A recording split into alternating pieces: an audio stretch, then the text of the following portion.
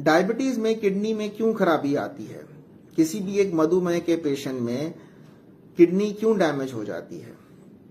Kidney में जो नसें होती हैं, ब्लड वेसल्स होती हैं, या फिर जो फिल्टरिंग यूनिट होते हैं जिसको नेफ्रॉन बोलते हैं, इन दोनों पे डायबिटीज का असर पड़ता है।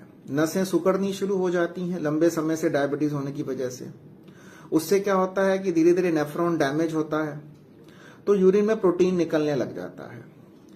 कुछ समय बाद ब्लड प्रेशर भी बढ़ता है।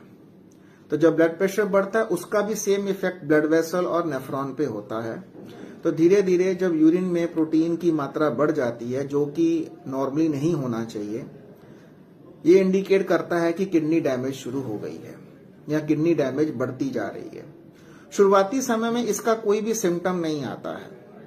इसका सिम्टम तब लेट स्टेज में आता है जब तक किडनी काफी हद तक डैमेज हो चुकी होती है। इसलिए इसको जानना बहुत ही जरूरी है।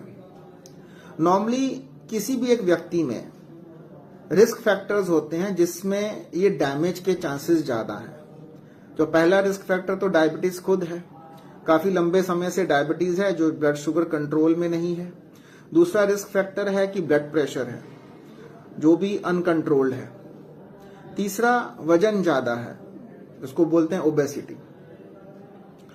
इसके अलावा अब किसी को फैमिली हिस्ट्री है जिसको डायबिटीज की या ब्लड प्रेशर की और किडनी की प्रॉब्लम की भी फैमिली हिस्ट्री है, तो वो भी एट रिस्क है।